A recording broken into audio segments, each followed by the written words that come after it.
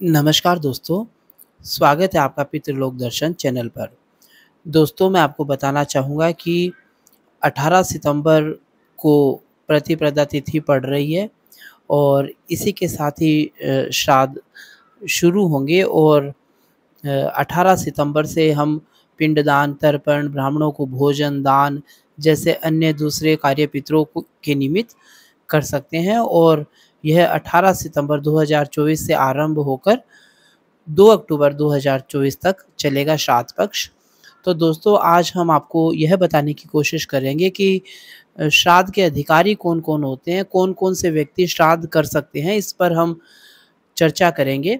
बात शुरू करूँ उससे पहले मैं आपसे आग्रह करूँगा कि आप इस चैनल को सब्सक्राइब करें, लाइक और कमेंट आप करें और इस चैनल से आप जुड़ सकते हैं। डिस्क्रिप्शन बॉक्स में हमने आपको 2 नंबर दे रखे हैं, अगर आपको पितरों से जानकारी चाहिए तो आप एक नंबर पर संपर्क कर सकते हैं और दूसरे नंबर अगर किसी को अर्जी लगवानी हो पिताजी महाराज के चरणों में, तो आप दूसरे नंबर पर हमें व्हाट्सएप कर सकते हैं। डिस्क्रिप्शन बॉक्स में वो दोनों नंबर दिए गए हैं।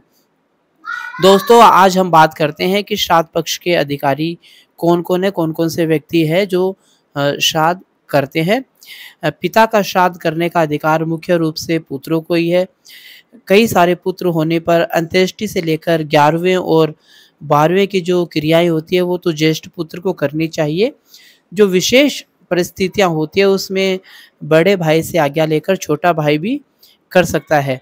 यदि सभी भाइयों का संयुक्त परिवार हो तो जो वार्षिक श्राद्ध होते हैं, जैसे मैंने अभी आपको बताया 18 सितंबर से जो 2 अक्टूबर तक चलेंगे, तो जो ज्येष्ठ पुत्र है उसके पास ही सभी को एक साथ इकट्ठा होकर करना चाहिए।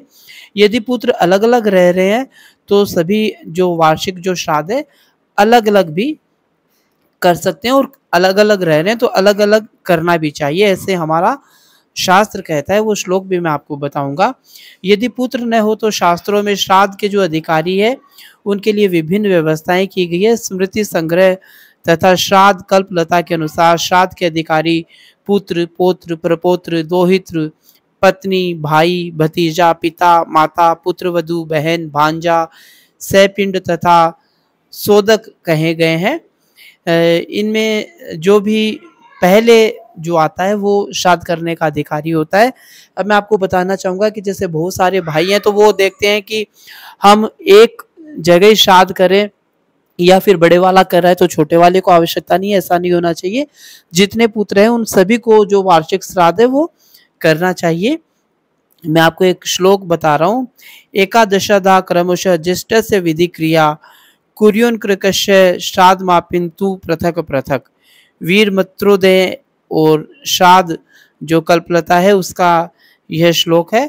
तो इसमें साफ साफ कहा गया है कि श्राद्ध माबिन्दन्तु पृथक पृथक, यानी जो पुत्र हैं, जितने भी पुत्र हैं वो सभी अलग अलग श्राद्ध कर सकते हैं। तो आप अपने जो पितर है उनका श्राद्ध जरूर करें।